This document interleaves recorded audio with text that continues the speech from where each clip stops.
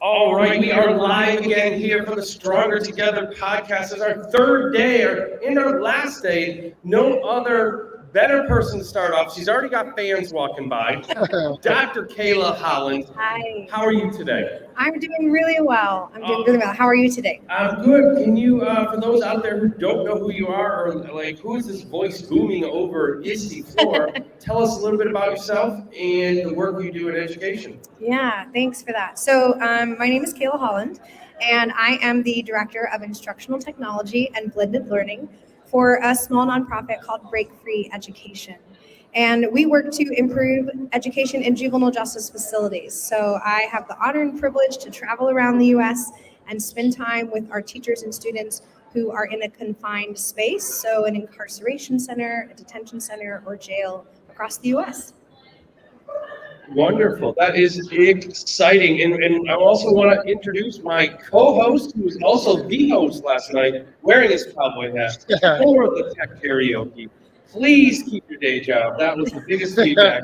But Rob, thank you for coming back. We've been together for a month and now 3 straight days here. So I'd love for you to share a little about tech that people have been asking me about, the shirt that I have on and the work that you do. And I know you have questions for Kaylah yourself. Good morning. Thank you once again for having me. I apologize for my voice. I may have over karaoke yesterday just a little bit. So Tech EQ booth 1114, educational technology company. We sell stuff, we train you on the stuff, and then we help you integrate the stuff. We got a lot of stuff.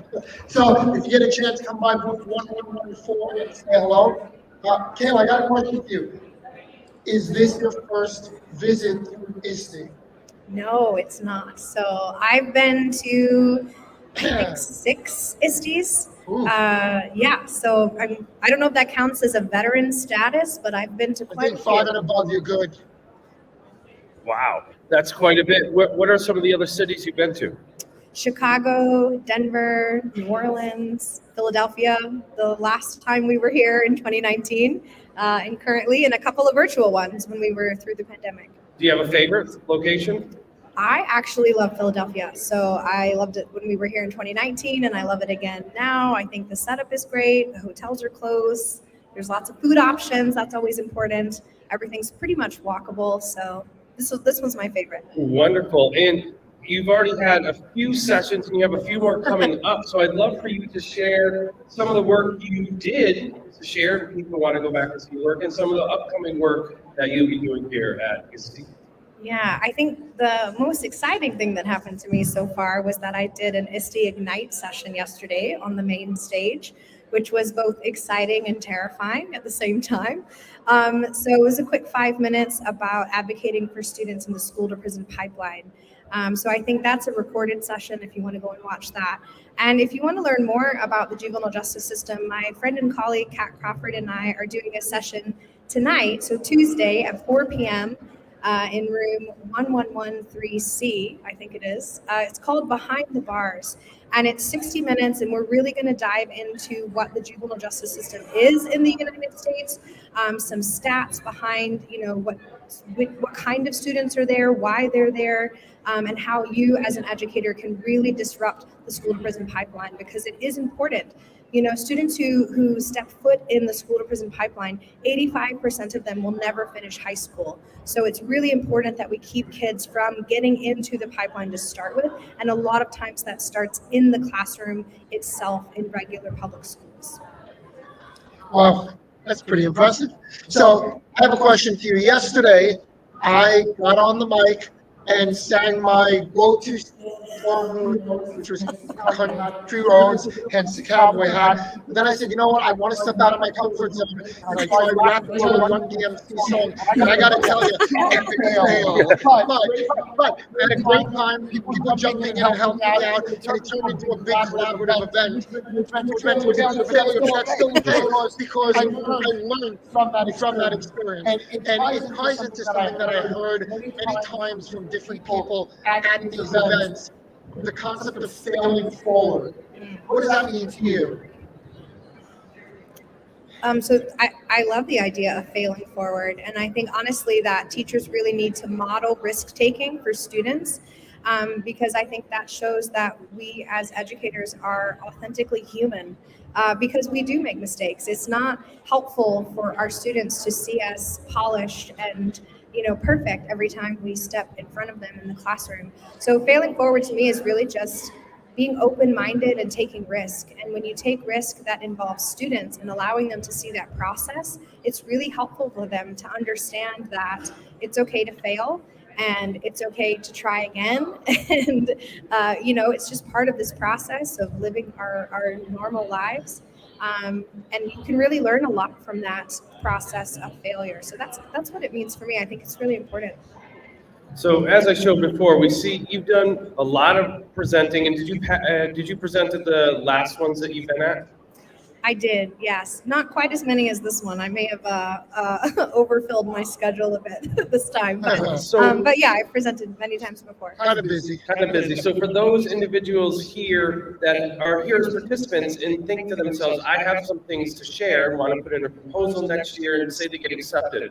What are some of your strategies to prepare as a presenter to be here at ISTE? That's a good question. Yeah, that's a great question. So honestly, I am an instructional tech coach, basically. My background is in instructional design. And so I like to plan sessions that model good teaching. And so that's what I do. I really look at what was the proposal that I submitted after it was accepted, and I have how many minutes to fill. And then I look at how interactive can we be? When are people standing up or sitting down? When are they listening? When are they reflecting? When are they talking to someone else? Because I really want the experience they have in my sessions to model the best practices that I would teach for them to do in front of students in the classroom. So I just really look at that. How interactive can it be and how personal can I make it? And it's only 60 minutes, which sounds like a lot of time, right. But in general, it's really not. And if I have a real plan in place and I have like 3 backup plans just in case. So I might be overly prepared. So I don't know if you want to follow in those footsteps. But really look at what's authentically you and bringing that best self forward. I think that's what really connects with people here at ISTE, because these are all amazing educators here trying to learn how to be better for their students. So whatever your proposal is that was accepted, just really presenting that in an authentic way to yourself is the most important. So I've seen a lot of people walking around with the yellow badges, and I didn't know what that was, and that was for vendor hall only. So have you been in the vendor hall? I got to sneak in for like 10 minutes yesterday, and but I do have some time blocked off in my schedule today. I love the vendor hall. In our work in juvenile justice, we have a lot of vendors that are very helpful and supportive of our work. And so I have a big list of vendors I want to say hi to and just make sure they know how, wonderful that they are and how thankful we are for them to work alongside of us. So I definitely have quite a list to go through this afternoon in the vendor hall to just stop by and say hello and say thank you in person. Wonderful. So you have been to many of these sessions. You're going to check out the vendor hall. How do you go about learning new things while you're here? What is something you're excited about learning? Yeah, that's a good question. So honestly, ISTE can be quite overwhelming because I don't know, this isn't a real number, but I feel like there are thousands of sessions that you could attend. And if you're trying to present, it's literally running from one end of the convention center to the other. So I can get overwhelmed at all of the options. So what I like to do is pick what I call the big three. There was a book that came out several years ago. I think it was 2010. So maybe, a long time ago, by Todd Henry, called The Accidental Creative. And he talks about focusing on your big three ideas or items or anything and really categorizing things into those big three. So any stimuli that come in, input or output, is all around those three things. So that's really shaped my ISTE experience. I choose 3 topics that I'm interested in and that I can, full of my own sanity, kind of take in information on, and then I try to build my schedule around that. So for instance, it might be digital citizenship, it might be virtual reality, it might be culturally responsive teaching. So those might be my 3, and I would try to get to sessions around those 3 things and really kind of curate what I learn. So it sounds like you like to collaborate with people and you like to work with other talented and effective educators. Last question I have for you today is, when you hear Stronger Together, what does that make you think of? Yes, that's a great question. So when I hear Stronger Together, I really think of people. It's the power of your personal learning network, right? Your PLN. And I'm an ISTE community leader. And I love that program because I've met so many amazing educators who are doing incredible things, and they really empower each other to do incredible things. And I really have real friends in that program that I've met and connected with through my ISTE community leadership. And so I really think Stronger Together is the power of your personal learning network. So for those looking to learn more from you, where can they find you? I see your Twitter handle is there. Is there other places that are a better entry, or is that a place that you really bring together a lot of your work? Yeah, that's the best. I really try to be active on Twitter at my handle at Holland Kaylah, just posting a lot of things and connecting with people. So yeah, that's the best place to connect with me. Wonderful. Well, thank you so much for taking some time out of your busy day to join the Stronger Together podcast. I hope you have a great day today. And are you going to be here tomorrow? Yes, and a great day tomorrow as well. We had one of our other guests jump on in and tell us who you are. Get on there.